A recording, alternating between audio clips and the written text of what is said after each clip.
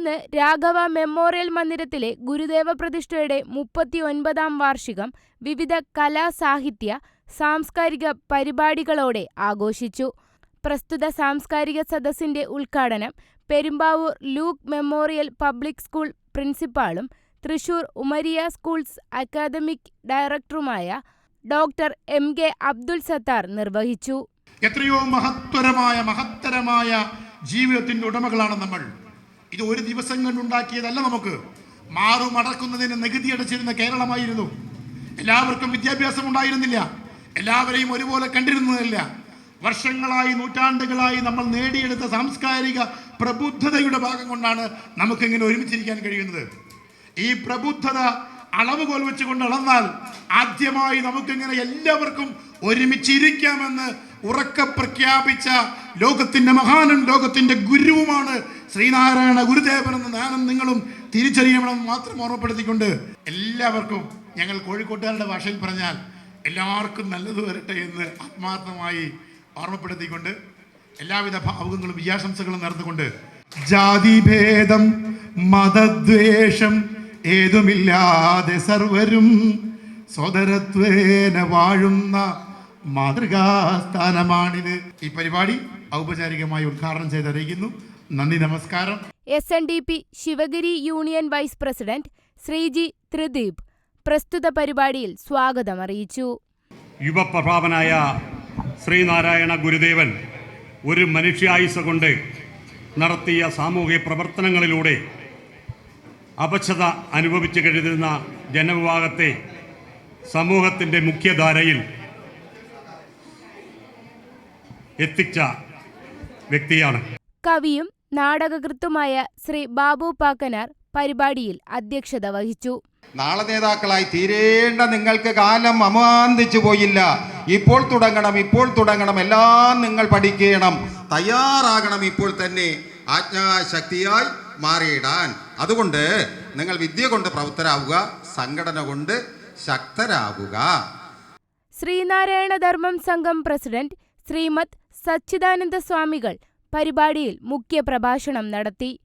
ഈ കലുഷിതമായി കാട്ടുതീയായി ആളിപ്പടർന്നുകൊണ്ടിരിക്കുന്ന വർഗീയ വിപത്ത്, വർഗീയ കാട്ടുതീ, അതിനെ അണയ്ക്കുവാൻ ശ്രീനാരായണ ദർശനത്തിൻ്റെ അമൃതവർഷം പൊഴിക്കേണ്ടതായിട്ടുണ്ട്.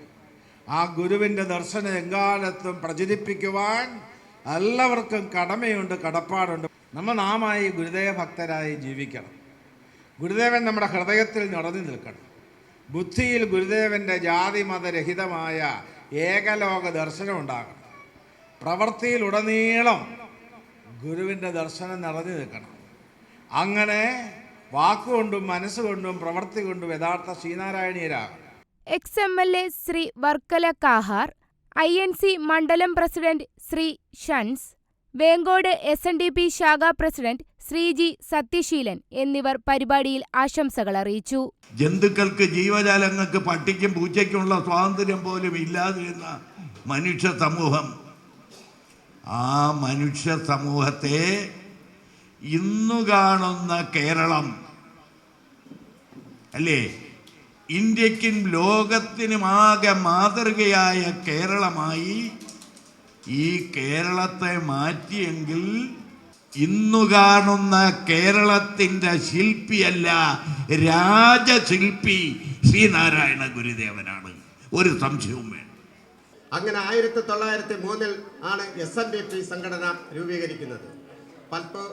ഡോക്ടർ പൽപ്പ് അതിൻ്റെ പ്രസിഡന്റും സെക്രട്ടറി കുമാരനാശൻ എൻ്റെ ഓർമ്മ. അങ്ങനെ നിന്നിട്ടാണ് പറഞ്ഞു, വിദ്യ കൊണ്ട് പ്രബുദ്ധരാവുകയല്ല, വിമോചിതരാവുക. അതിനു വേണ്ടിയിട്ട് പഠിച്ച് ഇതിൽ നിന്ന്, ഈ അവസ്ഥയിൽ നിന്ന് മാറി നമ്മൾ സ്വതന്ത്രരായി നിലയിൽ പോവുക. അതിനുശേഷം അത് ഉൾക്കൊണ്ടിട്ടുള്ള സാംസ്കാരിക നായകന്മാരെ നമുക്ക് ഒരുപാട് ഗുരു ദർശനത്തിൽ കൂടി കിട്ടി. തുടർന്ന് സർഗപ്രതിഭ പുരസ്കാര ജേതാക്കൾക്ക് പുരസ്കാരം നൽകി.